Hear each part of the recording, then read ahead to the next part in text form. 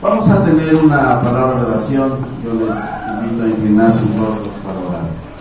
Bendito Padre Celestial, Dios bueno, todopoderoso, te damos gracias en esta tarde porque nos disponemos, Señor, a tomar de tu palabra y esperar, Señor, que tu voz, que tu Espíritu hable a nuestros corazones y que nuestras vidas, Señor, sean conformadas a tu voluntad, a tu corazón. Te rogamos que tú nos dirijas, que tú nos hables y que tú nos enseñes.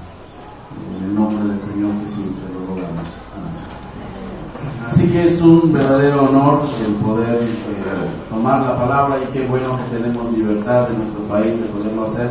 Nunca deje de agradecer al Señor por esa libertad que usted tiene en la mañana, en el mediodía, en la tarde, en la noche, en la madrugada, a la hora que fuere, de poder tomar la Escritura, poder leerla, poder meditarla, poder memorizarla, poder ser desafiados por ella, poder vivirla, y que la vida disfrute de su contenido, de su lectura. Bien, vamos al capítulo 15 del Evangelio según San Juan. En este capítulo 15 vamos a encontrar la última de las veces en que el Señor menciona la frase yo soy. ¿Se acuerda cuáles eran las otras 6 ocasiones cuando el Señor Jesús mencionó ese término yo soy? Muy bien, yo soy el pan de vida, Juan capítulo 6. Yo soy la luz del mundo, ¿verdad? Capítulo 8. Yo soy la puerta de las ovejas y el buen pastor, capítulo 10. Yo soy la resurrección y la vida, capítulo 11.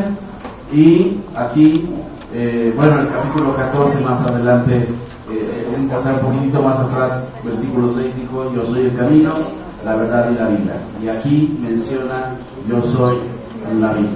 Así que cada una de esas frases, ¿verdad?, encierra un profundo significado de la relación del Señor Jesucristo con la gente, con las personas, ¿de acuerdo? Y este capítulo 15 nos va a hablar de relaciones vitales. Ya el Señor Jesús, cuando empieza este capítulo 15, ya no está en el aposento alto. ¿Sí se dieron cuenta de eso? ¿Dónde está Él ahora? ¿Dónde está Él? Porque la última frase del capítulo 14, ¿qué dice? Levantémonos y vámonos de aquí. Es decir, el Señor, después de haber cantado el himno, o sea, unos salmos que menciona la Escritura, se levanta del aposento alto y van rumbo hacia el huerto de Getsemaní. Entonces, camino al Getsemaní se da esta plática, esta narración. Ya no estaban en el aposento alto. Y acordémonos que el Señor Jesús solía enseñar de una manera muy práctica. Él veía las cosas que le rodeaban y le daba una aplicación a la vida. Y en este pasaje, en esta analogía, el Señor va a dar un mensaje y una enseñanza muy, muy grande a sus discípulos. Y no lo sé, es probable que del aposento alto hacia el Getsemaní, quizás pudieron encontrarse por allá algún pequeño viñedo, algún terreno, ¿verdad? En donde estaban sembrados, ¿verdad? Las uvas, las vides. Y quizás él, mirando la escena, ¿verdad?, dio esta tremenda lección. Y es una lección poderosa, es una lección de relación correcta, ¿verdad?, entre la persona del Señor Jesús, entre las demás personas que son afines a la fe en el Señor Jesús y aquellas personas que no son afines al Señor Jesús. Así que los discípulos tenían que ser formados y desafiados en ese sentido, y que las relaciones vitales las tengan bien determinadas en su corazón. Así que él empieza en este capítulo 15 diciendo, yo soy la vid verdadera. No cabe duda que los discípulos estaban entendiendo muy bien esto, porque si usted va a Isaías capítulo 5, Jeremías capítulo 2, Salmos creo que es capítulo 89 o 69, y Ezequiel también, y aún Amós menciona que Israel era la vid. Y la comisión de Israel era amar al Señor su Dios con todo su corazón, con toda su alma, amar a su prójimo, mostrar la gloria de Dios, ¿verdad? El pueblo de Israel tenía esa comisión, tenía ese mandato. Pero el pueblo de Israel, a lo largo de su historia, ¿verdad? Ellos decidieron ir por caminos contrarios. Y no era porque no conocieran la Escritura, no era porque no conocieran la ley, sino porque en sus corazones decidieron ir en camino diferente a la Escritura, ¿verdad? Entonces, al fracasar Israel, y en lugar de dar uvas, dice la Escritura que dio uvas silvestres, entonces el Señor Jesús, ya a partir del capítulo 12, donde se termina que ellos como nación le rechazaron, ¿verdad? Entonces ahora Él dice, yo soy la vid verdadera. Yo soy la vid verdadera. Y le añade el adjetivo verdadero, porque Él amó al Padre ¿hasta cuándo? Hasta el fin. Él caminó en voluntad de su Padre hasta el fin, al precio que fue, ¿verdad? Él dio a conocer verdaderamente al Padre. Y aquel verbo se hizo carne y vimos su gloria, ¿verdad? Como la gloria del unigénito Hijo del Padre, lleno de gracia y de verdad. O sea, Jesús dio a conocer al Padre.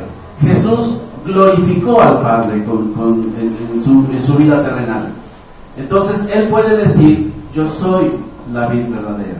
Ahora, es interesante esto, hermanos, porque en las relaciones vitales, la primera relación importante que debemos de cultivar es la relación con ¿quién? Con Jesús. O sea, una relación correcta con Jesús. Y eso nos obliga a preguntarnos a nosotros hoy día, ¿cómo está mi relación con Él? ¿Cómo estoy con Él? No es como me parece estar o como yo creo estar, sino cómo estoy con Él, ¿verdad? Entonces el Señor Jesús dice, yo soy la vid y ustedes son los pámpanos y mi Padre es el labrador. ¿Sí se da cuenta de este hermoso cuadro? ¿Quién es el labrador? Esta palabra labrador está compuesta de dos palabras, y una de ellas es propietario, ¿verdad? Y otra de ellas es agricultor, cultivador. Por lo tanto, el Señor, el Dios Padre, es el dueño, es propietario, ¿verdad?, del viñedo, y al mismo tiempo es el que está ejecutando el trabajo. ¿De acuerdo? Ahora, y a eso le añade que Jesús es la vid. ¿Qué es la vid? ¿Usted ha visto ¿quién conoce una planta de uva, una vid? ¿Verdad? Es una rama que crece y empieza a enredarse. Si no se cuida, si no se trata de extender, dicen algunos que puede medir hasta 6-7 metros. Pero normalmente se extiende y se va colocando horizontalmente, ¿verdad? A una distancia más o menos de 1 metro. Entonces así, ahí está la vid, va creciendo, va engordando su tallo, ¿verdad? Y de ese tallo engordado que se va extendiendo, van surgiendo pequeños sarmientos. Los sarmientos normalmente son ramitas muy pequeñas, frágiles y débiles, que no tan difícilmente pueden romperse. Ahora, en un momento determinado, ¿qué podemos pensar de esto? Dios es el propietario y el labrador, Dios el Padre. Jesús es la vid, ese tronco, ese tallo fuerte que va alimentando con la savia que toma de las raíces, va alimentando las ramas, y las ramas, su única función, ¿cuáles son? ¿O cuál es? Su única función es dar fruto. Esa es su única función. Si por alguna razón la vid, el sarmiento se desprende de la vid, entonces ya no se cumple la función de dar fruto. Entonces la Escritura va mostrando a los discípulos, ¿verdad?, que ellos como sarmientos tenían que estar verdaderamente ligados al Señor Jesús. Vamos a leer esta porción. Dice, yo soy la vid verdadera, mi Padre es el labrador, todo pámpano que en mí no lleva fruto lo quitará, y todo aquel que lleva fruto lo limpiará para que lleve más fruto. ¿Cuál es la tarea del propietario de la viña? En primer lugar dice quitar los sarmientos que están secos y que no producen frutos. Y además, al sarmiento que está produciendo fruto, ¿qué es lo que hace el Señor? Lo limpia. Es el proceso que se conoce como la poda. Lo limpia para que ese sarmiento, ¿verdad?, en el siguiente ciclo dé más fruto. Y si ustedes se dan cuenta, el propósito por el cual el Señor nos injertó consigo mismo, en el versículo 16, que dice: no me eligieron ustedes a mí, yo os elegí a ustedes para que ustedes vayan y ¿qué? Y den fruto. La tarea entonces del sarmiento del pámpano es dar fruto. Para eso, ¿verdad?, está injertado a la vida. Ahora, dice el versículo 3: ya vosotros estáis limpios, ¿por qué? Por la palabra. ¿Cómo usted llegó a conocer la persona del Señor Jesucristo? ¿O cómo los discípulos pudieron conocer más de la persona de Jesús? ¿Por qué? Por escucharle, convivir con Él durante 3 años y medio, ver lo que Él hacía, cómo se desenvolvía. La palabra que salía de su boca era edificación para sus corazones. El Señor fue gradualmente mostrándoles, ¿verdad?, la gloria de Dios, y ellos fueron conociendo y comprendiendo la gloria de Dios. Así que la palabra de Dios, ¿verdad?, da luz a nuestras vidas y a nuestras mentes. Alumbra nuestras vidas y nuestras mentes. ¿Qué es lo que usa el Espíritu Santo para conformar nuestra vida a la imagen de Jesucristo? ¿Qué es lo que usa el Espíritu Santo? ¿Qué usa el Espíritu Santo? Cuando usted se convirtió al Señor, ¿recibió el Espíritu Santo? Sí. ¿Qué usa el Espíritu Santo para ir llevando su vida, para que su vida y la mía y la de los discípulos sean como la persona de Jesús? ¿Qué usa el Espíritu? Las enseñanzas. Él usa la palabra de Dios. La palabra de Dios. Por eso es necesario, es bueno, es sano, es instructivo tomar la palabra de Dios, alimentar nuestra vida cotidianamente de la palabra de Dios, y el Espíritu Santo va tomando la palabra de Dios, va introduciéndolo a nuestro corazón, y el Espíritu Santo va formando en nuestras vidas la persona del Señor Jesucristo. ¿Un sarmiento puede producir fruto por sí solo? Que el sarmiento diga: bueno, yo me desprendo de la vid y de todas formas voy a producir fruto. No es posible. Si ustedes se dan cuenta, aquí las dos palabras claves en estos versículos del 1 al 11, ¿cuáles son? Dos palabras claves. Una se repite 11 veces y la otra se repite 8 veces. ¿Cuáles son las dos palabras claves? Permanecer y dar fruto. Permanecer y dar fruto. ¿Quién me hace o quién hace a los discípulos dar fruto? Espíritu Santo. ¿Alguien me puede dar un pedazo de papel, por favor? Ya empezaron los calores. Ok, entonces permanecer y dar fruto son las dos palabras claves en esos versículos del 1 al 10. Así que la permanencia, la comunión, la intimidad y la misma perseverancia, gracias hermano, nos hace producir fruto.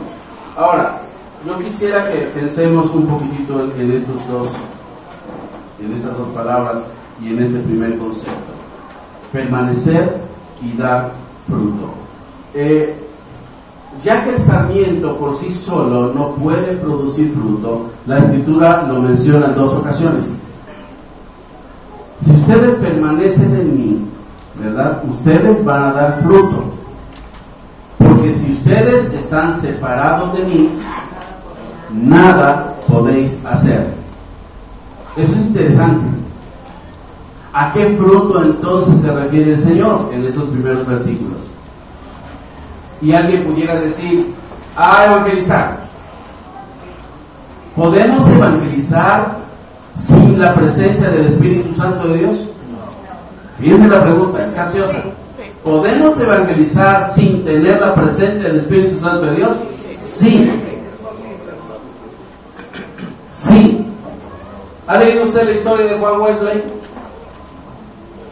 Juan Wesley viajó de Inglaterra a un viaje misionero para alcanzar a los indígenas de los Estados Unidos en el siglo XVII y XVIII, y él hizo un viaje a Estados Unidos y predicó la palabra de Dios durante meses, y él regresando a su país se dio cuenta que no era creyente.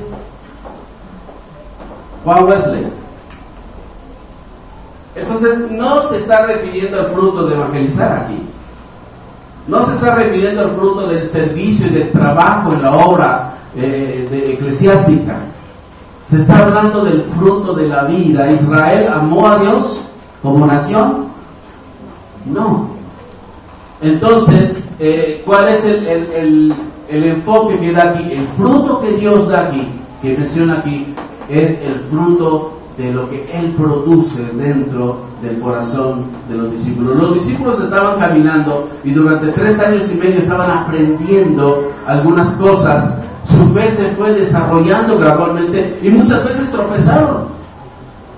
Aún el apóstol Pedro negó al Señor. Yo crecí en una iglesia cristiana y muchos años hacíamos campañas de evangelismo, durante muchos años, y estábamos al frente de las campañas de evangelismo. Me tiraron una jarra de agua caliente, ya hasta lejos me tiraron una jarra de agua caliente en una de las visitas que hice a un pueblo que se llama Yaxcabá, aunque no lo crea, así se llama ese pueblo, Yaxcabá. Y cuando yo fui a hablar de la palabra de Dios, sale una señora con una jarra de agua caliente y la avienta, y yo salgo disparado como que nadie me puede alcanzar, y detrás de mí sale el esposo de la señora con un machete. Yo tenía alrededor de 17, 18 años y era una gacela, no como ahorita. Así que ni me vio el Señor.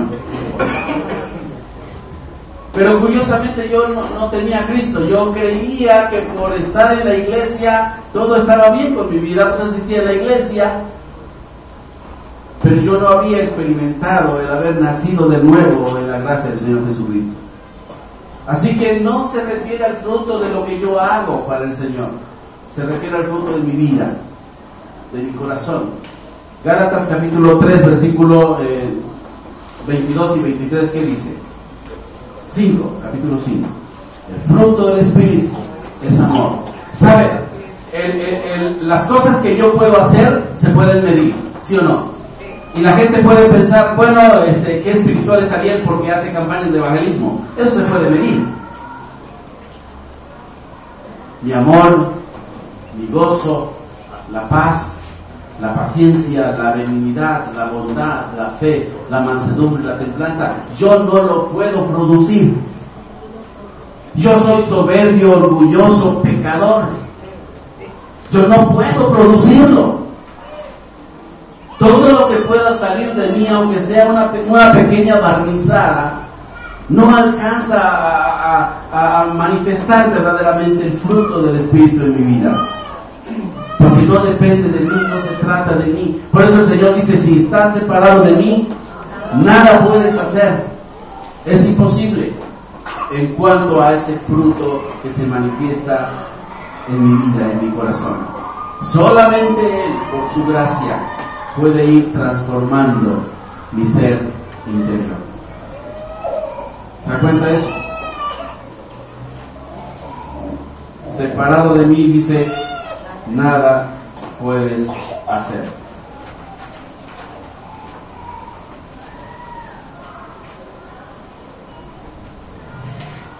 Todo el fruto que el creyente pueda manifestar en la persona del Señor, ¿qué propósito tiene? ¿Es obedecerle? enorgullecerme, todo es para la gloria de Dios. Dice el versículo número 8: en esto es glorificado mi Padre, en que llevéis mucho fruto y seáis así mis discípulos.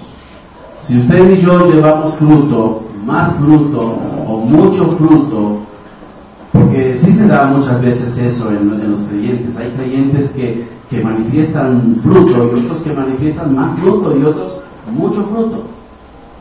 Y en la medida que nosotros crecemos en la vida espiritual, ¿sabe cómo podemos o debemos sentirnos en la medida que más conocemos al Señor?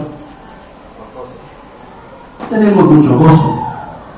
Y ese gozo se puede manifestar a través de nuestra vida, a través de nuestra esencia. En esto es glorificar mi Padre, en que llevéis mucho fruto y seáis así mis discípulos. Así que, hermanos, piensen, si el Padre es el labrador, es el propietario y es el que ejecuta, el Hijo es del cual el sarmiento se nutre, se alimenta de la savia, de las vitaminas, de los elementos, de los nutrientes para que después produzca fruto. ¿Quiénes somos nosotros? ¿Quiénes somos nosotros? ¿Por qué nos gloriamos a veces? Si es todo por la gracia de Dios, es todo lo que Él produce dentro de nuestras vidas.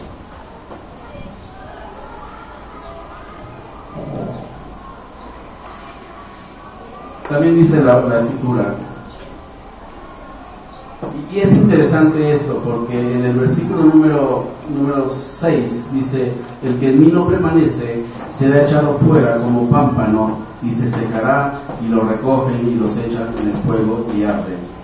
Y yo quisiera decirle y comentarle, ¿cuántas palabras cree usted que se traducen con el término meno que nosotros vemos aquí, permanecer?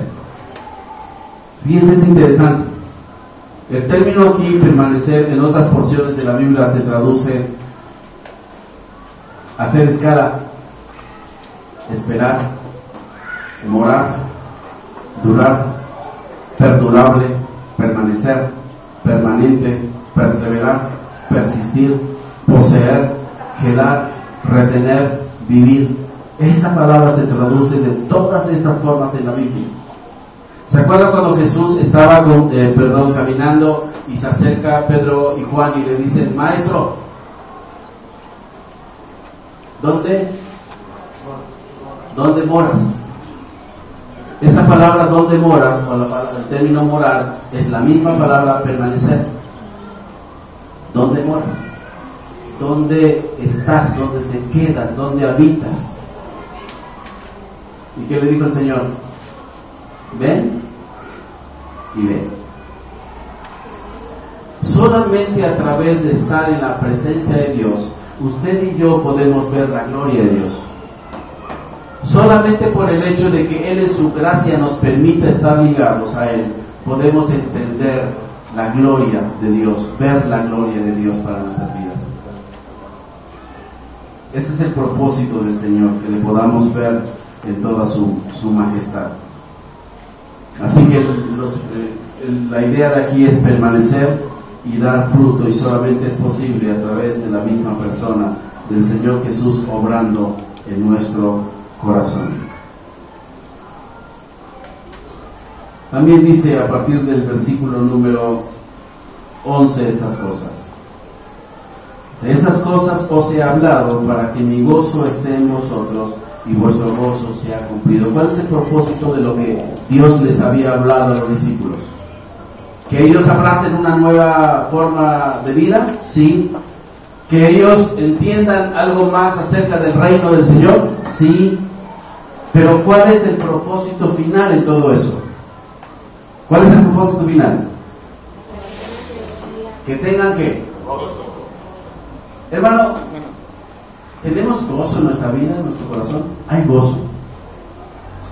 Dice, estas palabras os he escrito para que mi gozo esté en vosotros. ¿Gozo de quién? Es el gozo de Él en usted. Y si usted tiene el gozo de Él en su corazón, dice que ese gozo es un gozo perfecto, completo, para que el gozo sea cumplido, perfecto, completo, cabal.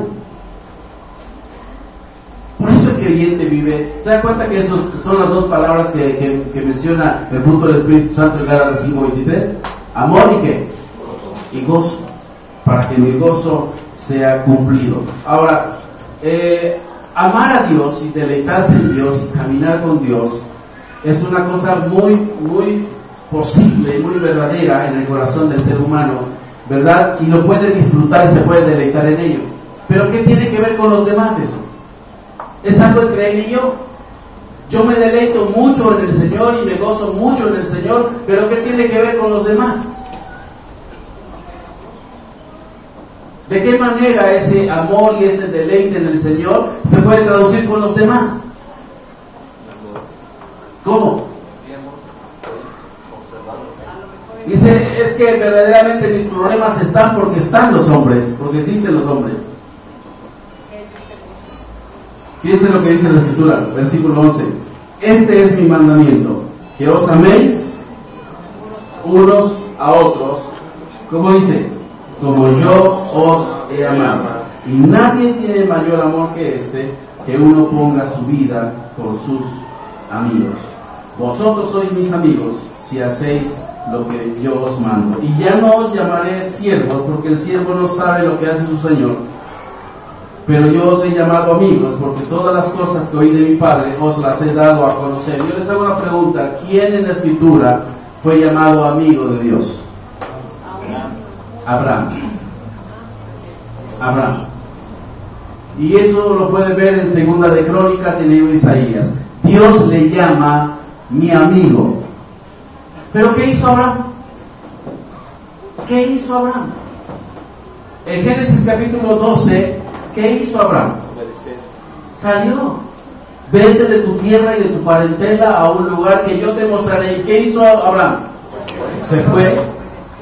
Tomó a su mujer Sara o Sarai y salió de Ur de los Caldeos y se fue. ¿Hacia dónde?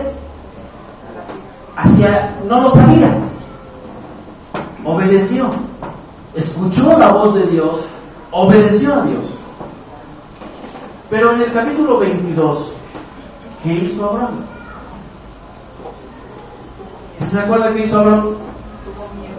Dios le había prometido un hijo. Y ese hijo llegó a los 100 años de edad. Sara, su mujer, ya era una mujer anciana. La promesa se cumplió 25 años después y tuvo un hijo, Abraham, su hijo llamado Isaac. Y en el capítulo 22 del libro de Génesis, ¿qué le dice el Señor? Abraham, dame a tu hijo, a tu único hijo, en sacrificio. ¿Cuestionó Abraham? ¿Luchó con Dios? Yo no sé cómo haya sido la noche previa a la entrega de Isaac, o al menos cuando salieron de la casa, porque caminaron 3 días. Yo no sé cómo haya sido esas 3 o 4 noches previas a entregar a su hijo en sacrificio. Yo supongo que el corazón de Abraham estaba como no entendiendo la voluntad de Dios, como no entendiendo a Dios mismo. Pero le dice a su mujer: vamos a salir los siervos y vamos a ir a un lugar. Y cuando llega después de 3 días de caminar con los siervos, llegan a un lugar y le dice Abraham a sus siervos: quédense ustedes aquí, y yo y mi hijo subiremos, adoraremos y volveremos. Y Abraham agarra a su hijo y se va rumbo al monte Moriah a sacrificar a su hijo. Hasta ese momento Abraham no había escuchado más que la voz de Dios y quizás la voz de sus siervos, pero no había escuchado una voz. No había escuchado la voz de su hijo. ¿Se puede imaginar el corazón de Abraham cuando Isaac le dijo: Padre, ciertamente la leña está aquí, ciertamente el altar está preparado, pero ¿dónde está el cordero? ¿Qué cree que pudo haber pasado por el corazón de Abraham? Y no obstante eso, agarra a su hijo, lo coloca en el altar, lo amarra, y a todo esto Isaac tenía más de 17 años y Abraham tenía alrededor de 120 años. ¿Quién pudo haber podido más? Y también vemos ahí un cuadro hermoso de la entrega del Señor. Vemos la entrega de Isaac. Va, se acuesta en el altar, lo ata a Abraham y levanta el cuchillo. O sea, a una persona así el Señor le dijo: eres mi amigo. Y a veces nosotros somos muy triviales cuando decimos, usamos este pasaje de Juan capítulo 15. Él me llama su amigo. Pero ¿cuál es la condición? Vosotros sois mis amigos si hacen lo que yo les mando. Si hay un amor profundo por Dios como lo tuvo Abraham, si una entrega de su corazón y de su voluntad a Dios tan grande como lo tuvo Abraham, al grado tal que estuvo dispuesto a sacrificar a su propio hijo por amor a Dios, a una persona así el Señor le dijo: él es mi amigo. Y ustedes son mis amigos, dice el Señor Jesús, si hacen lo que yo les mando. ¿Y qué es lo que manda el Señor en Juan 15? ¿Se da cuenta? Ámense los unos a los otros. El amor no critica, no destruye, no lastima, no hiere, no ofende. El amor, ¿qué hace? Construye relaciones. El amor ayuda, apoya, no está esperando el momento de dañar, sino el momento de ayudar, el momento de colaborar con otros, el momento de abrazar a otros. Cuando otro sufre, lo abrazo; cuando otro se goza, lo abrazo, y es un compañerismo total. Ustedes son mis amigos si se aman los unos a los otros. Así que la idea de los primeros versículos de permanecer y dar fruto hablan de un amor relacional con el Señor Jesús, un amor relacional, entendiendo quién es Jesús, y Él morando en mí, y su Espíritu Santo morando en mí. Pero ya del 11 y 12 en adelante hasta el 17 es la actitud de el discípulo para con las demás personas.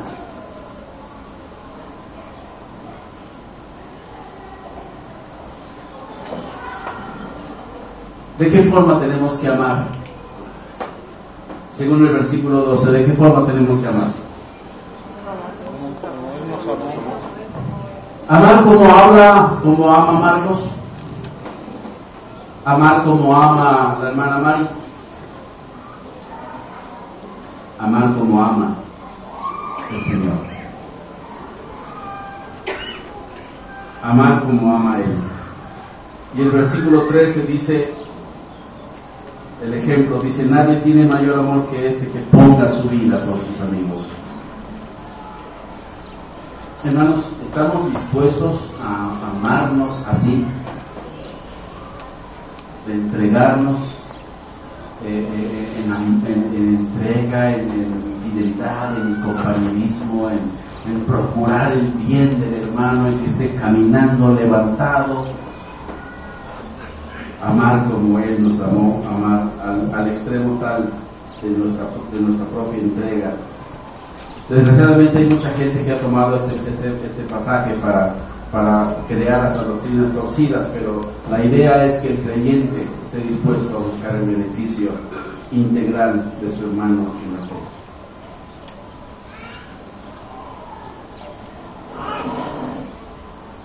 Versículo 17: esto os mando, que os améis unos a otros. Yo les pregunto, ¿es una sugerencia para el pueblo cristiano? ¿Es una instrucción para el pueblo cristiano? Es un mandato. es un mandato. Por lo tanto, si no nos amamos, no estamos cumpliendo el mandato de Dios. Y el amor al Señor mueve nuestros corazones a amarnos los unos a los otros. Así que habla de relaciones vitales del Señor, relación vital con Jesús, relación vital con los hermanos en la fe, pero en tercer lugar también dice del versículo 18: si el mundo os aborrece, sabed que a mí me ha aborrecido antes que a vosotros. Si fuereis del mundo, el mundo amaría lo suyo, pero porque no sois del mundo, antes yo os elegí del mundo, por eso el mundo os aborrece. Acordaos de la palabra que yo os he dicho: el siervo no es mayor que su Señor. Si a mí me han perseguido, también a vosotros os perseguirán. Y si han guardado mi palabra, también guardarán la vuestra. Mas todo esto os harán por causa de mi nombre, porque no conocen al que me ha enviado. Si yo no hubiera venido y les hubiera hablado, no tendría pecado, pero ahora no tienen excusa por su pecado. El que me aborrece a mí, también a mi Padre aborrece.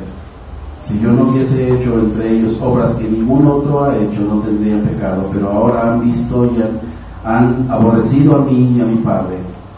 Pero esto es para que se cumpla la palabra que está escrita en su ley: sin causa me aborrecieron. Pero cuando venga el Consolador, a quien yo os enviaré del Padre, el Espíritu de verdad, el cual procede del Padre, Él dará testimonio acerca de mí. Y vosotros daréis testimonio también, porque habéis estado conmigo desde el principio. Ahora sí les dice a sus discípulos: bueno, la relación que han de tener para con los de afuera es una relación interesante.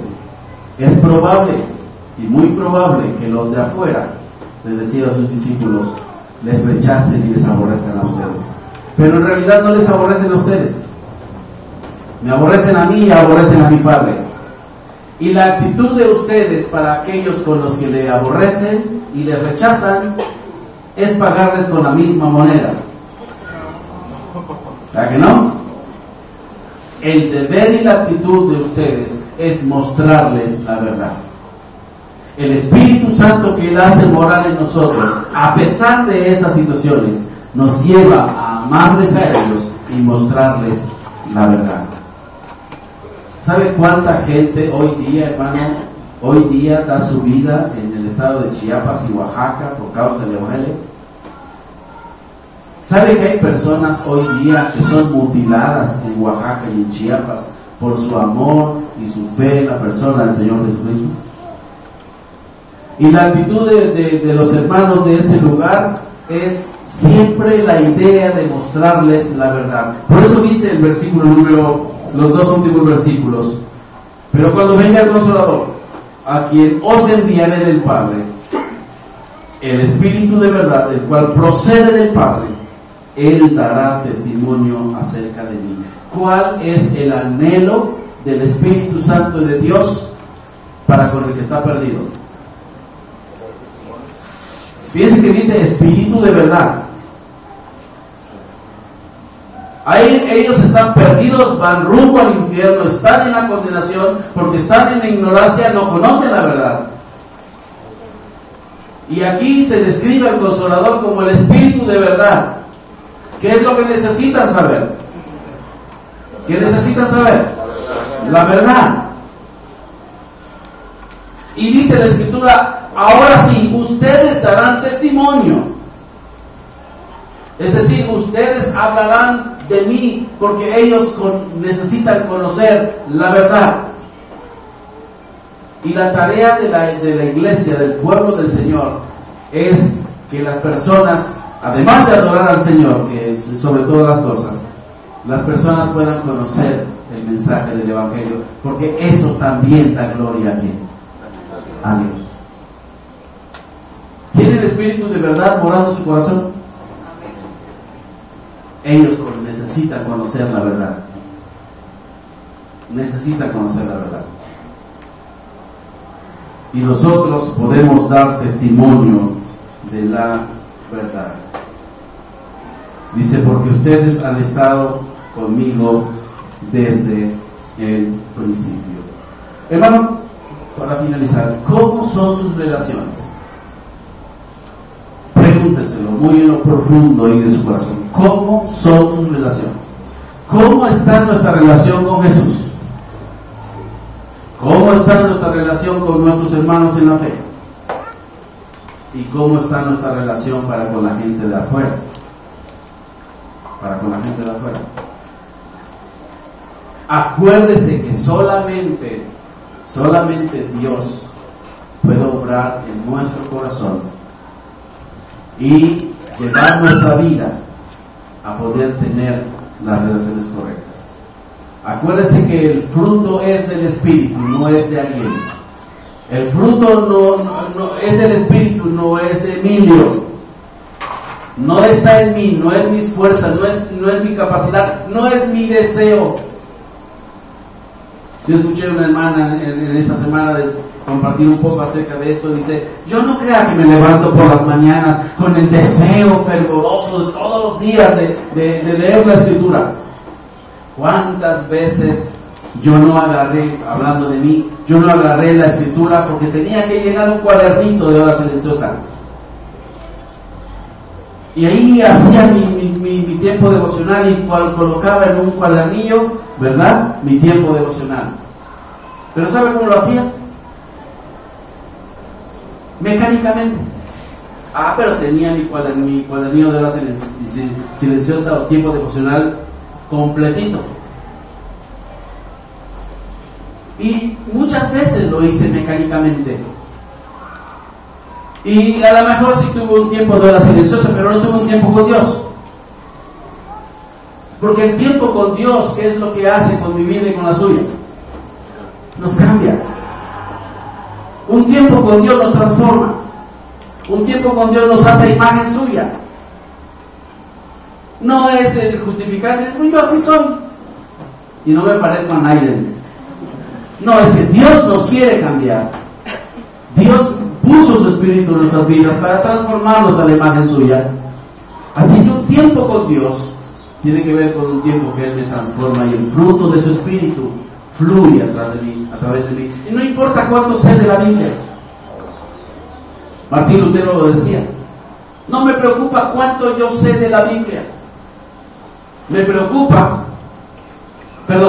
preocupa lo que no sé de la Biblia. A mí me preocupa lo que sí sé de la Biblia. ¿Cuánto sabemos de la Biblia? ¿Cuánto practicamos de la Biblia? ¿Cuánto vivimos la Biblia en nuestras vidas? Él es la Biblia. El Padre es el labrador. Y nosotros somos sarmientos. Nada más. Somos sarmientos. Y nuestra verdadera significancia está en nuestra relación con Él. Acuérdese, separados de Él, no podemos hacer nada. Ni siquiera amarnos los unos a los otros. Ni siquiera amarnos los unos a los otros. Y, no sé, de repente tal vez pensar que hasta puedo hacer cosas afuera, hasta puedo evangelizar afuera, pero ¿qué tal mi corazón con el Señor? ¿Cómo está mi vida con el Señor? Permanecer en Él y dar frutos, practicar su voluntad, proclamar su verdad. Él es la vida. Gracias, Señor, por tu palabra. Te rogamos que nos ayudes a que nuestras vidas se conformen a la de tu amado Hijo, y que tu Espíritu use tu palabra para transformar nuestras mentes, nuestras vidas, para desarrollar nuestra vida en amor y gozo, y disfrutar, Señor, de la plenitud de vida que tú das. Yo bendigo tu nombre, porque eres grande y sublime, majestuoso y excelso. Gracias, Señor.